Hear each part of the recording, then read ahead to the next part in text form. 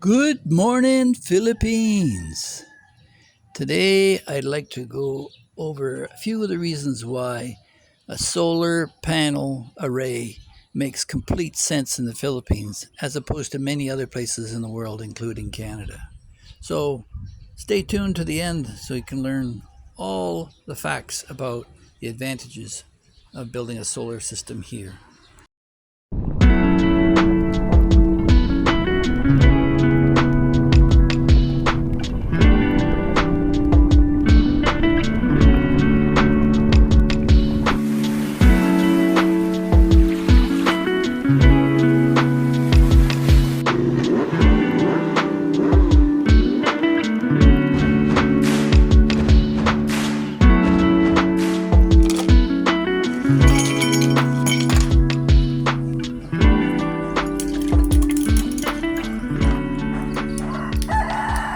Well, good morning. The first rule in real estate has always been location, location, location, and so it is with solar panels. Obviously, the Philippines is a lot closer to the equator and was likely to get longer and more regular periods of sunshine than you would in a northern climate. In fact, after my experience in Ontario, anything above the 45th parallel makes no sense because the angle of the sun, you're only capturing it part of the year, and in the wintertime it's long and dark, whereas in the Philippines it's sunny all year round. So that's the first point. And then again, with snow in the wintertime in Canada, it buries your solar panels and you get virtually nothing at that point. So here you've got sunny skies, briefer periods of rain. Even in the rainy season, the sun shines through and it's direct sunlight. We're located in Cebu, which is about the 15th latitude. So when you set your panels up, you're going to be setting it up at 15 degrees, give or take 5 or 10 degrees, depending on how you want to maximize it per your locale. But in Canada, you have to have them at such an angle for part of the year, unless they track the sun, which some of them do at additional cost, you're going to have a real headache. Now, when I bought my solar panels in Canada, it was much hyped, and for a 10 kilowatt system, I was trapped into selling my power into the grid through Hydro One, Ontario Hydro, and promises were made that the power would come to me perpetuity regardless of who owned the property, that there would be a right-of-way for Hydro One, and there's a lot of grievances I have outstanding with how it was handled, because when I did sell the property, the following owner took all the panels down without recourse, and I lost all my revenue. So that in retirement scheme went in the dumper pretty quick.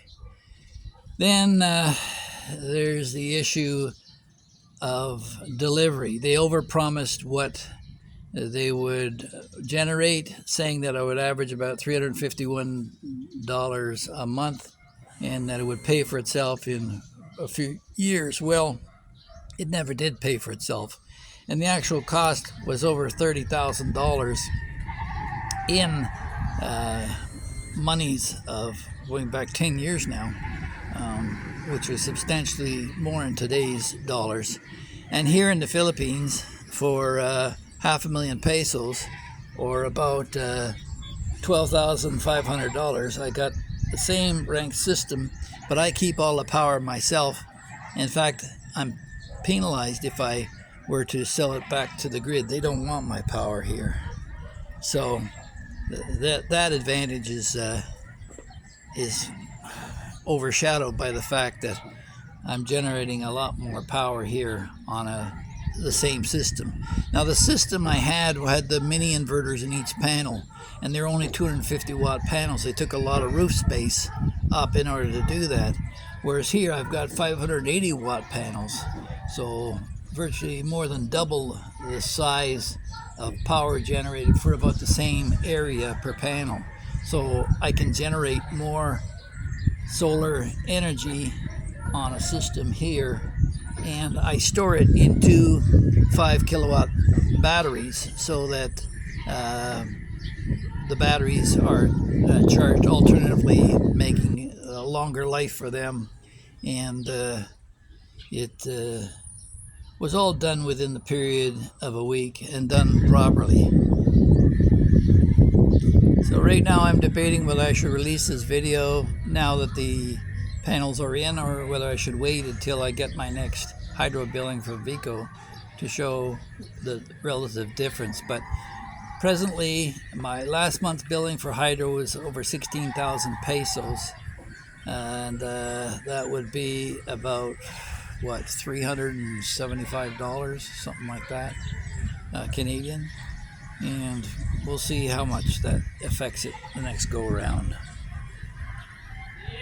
The other thing too is the panels are raised off of the roof and provide shade for the roof, which helps keep the house cooler, as opposed to in Canada where they're flush to the roof and you've got other varmints like squirrels, etc., that will nest in amongst your panels and cause you additional problems chewing on wires, etc. You have none of those problems here.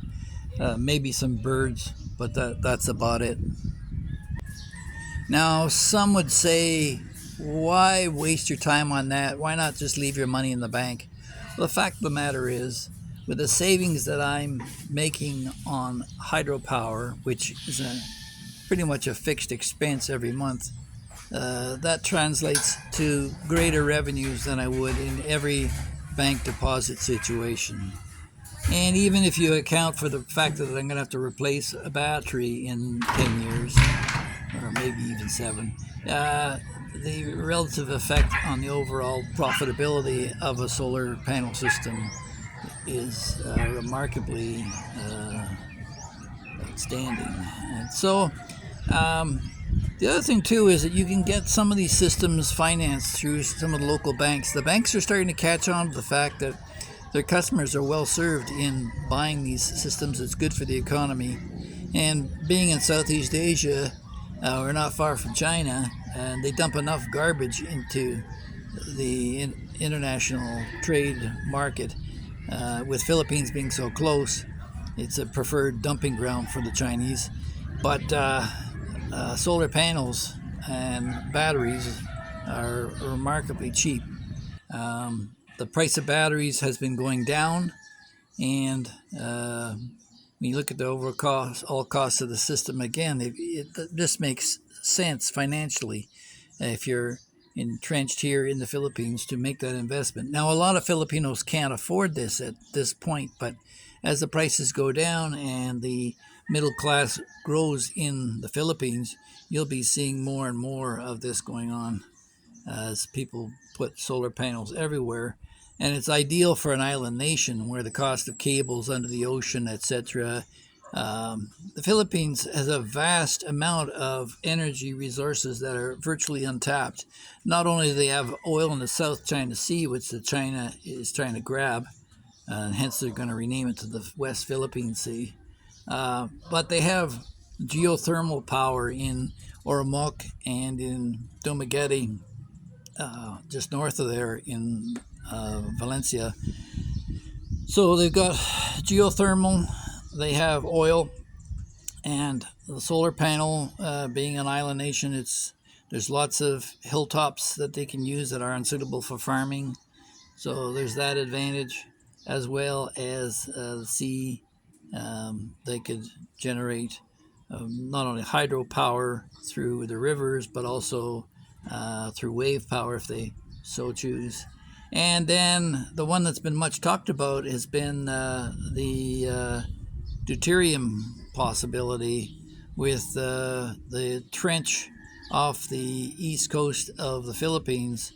There is a renewable resource there for future consideration. So if you're living in the Philippines, I encourage you to investigate this as a possibility. And heck, even if you're a renter, consider doing something with your landlord where you finance solar panels on a contractual agreement. It could be financially beneficial for you to pitch a solar farm in your own complex. and it'd be a win-win situation, you financially and them in terms of savings in hydro expense and rentability for their condominiums. So there you have it. I hope you enjoy this video, and I'd like to hear your comments and criticisms. I love criticism. I don't pretend to be imperfect by any means, so please let me know in the comment section below if you think that I'm off the mark. But from all my research, experience, and investigation, solar makes the absolute sense in terms of an alternative energy source.